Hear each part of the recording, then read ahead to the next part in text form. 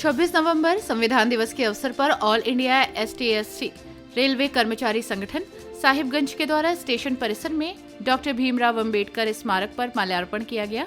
इसके बाद गणमान्यों के द्वारा भारतीय संविधान की प्रस्तावना पत्र को पढ़कर लोगों में भारतीय संविधान के प्रति सम्मान और प्रेम की भावनाओं को जागृत किया गया। कार्यक्रम में मुख्य अतिथि के रूप में रेलवे मजिस्ट्रेट न्यायिक दंडाधिकारी राहुल कुमार उपस्थित रहे। साहिबगंज से सहेंद्र प्रसाद की रिपोर्ट। कुमार साहब, स्टेशन अधीक्षक साहिबगंज, 26 तारीख को संविधान अपनाने के उपलक्ष्य में जो समारोह किए हैं, इसमें दो ही बात बोलना चाहूँगा।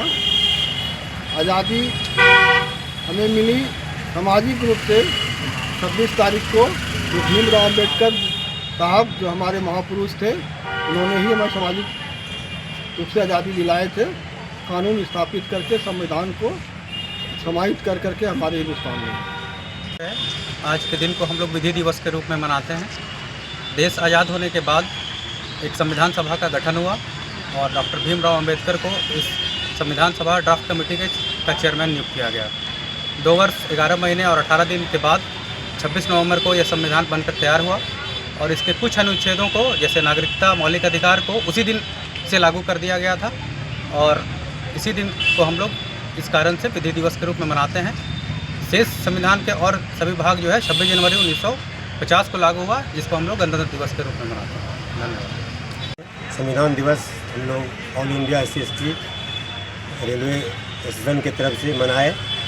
हमारे मजिस्ट्रेट साहब ने जो कि है वो सही चीज़ है। हम लोग प्रत्येक वर्ष हम सभी नागरिक को एक साथ मिल करके संविधान दिवस आज मनाना चाहिए। एम्प्लॉयज साहिबगंज की ओर से संविधान दिवस मना रहे हैं और ये संविधान हमें अखंडता में एकता का प्रतीक देता है और इस एकता में कोई जाति या धर्म या कोई समुदाय से कोई तरह का लेना देना इसमें नहीं होता और इसमें सभी लोग एकजुट होकर अपने देश के लिए, अपने संविधान के लिए कार्य करते हैं और इसी वजह से हमारा देश धर्मनिरपेक्ष राष्ट्र के रूप में जाना जाता है।